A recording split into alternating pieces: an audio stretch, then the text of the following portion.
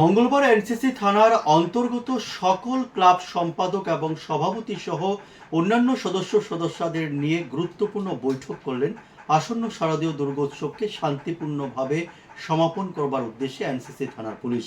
NCC থানার OC যিনি রয়েছেন প্রজিত মালাকার এবং এসডিপিও সুব্রত বর্মনের নেতৃত্বে সকল অংশে ক্লাব কর্মকর্তাদের দ্বারা আজকের এই বৈঠক অনুষ্ঠিত হয় শান্তিপূর্ণভাবে।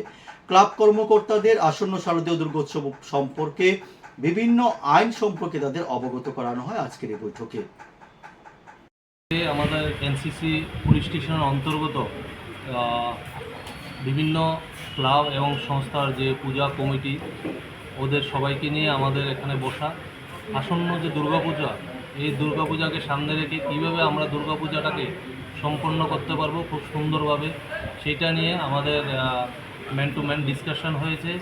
বিভিন্ন বিষয় নিয়ে পূজাকে কেন্দ্র করে চাঁদা কালেকশন, পূজা মণ্ডপ তৈরি, ল অ্যান্ড অর্ডার সিচুয়েশান এবং সামাজিক কাজকর্ম, সেগুলোকে কীভাবে আমরা সুন্দরভাবে সম্পন্ন করতে পারবো সেই ব্যাপারে আমরা পরস্পরের আলোচনা আমরা মিলিত হয়েছি। এবং পাশাপাশি লাউডস্পিকারের একটা বিশেষ ইস্যু, সেটাকে স্পেশালি আমরা ওদের সাথে ব্রিফ করেছি যে লাউডস্পিকারটা কীভাবে ব্যবহার করা, সেই ব্যাপারে আমরা আজকে এই এনসিসি থানায় বসা। মোট কটা ক্লাব অংশগ্রহণ করেছিলেন? এনসিসি থানার অন্তর্গত গত বছর আমাদের 63 বিভিন্ন সংস্থার পুজো অংশগ্রহণ করেছে।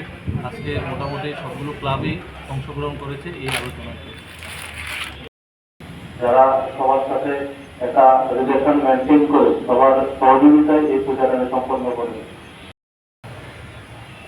আগমনী। তো নেক্সট যেদিনটা বিএনসার পর্ব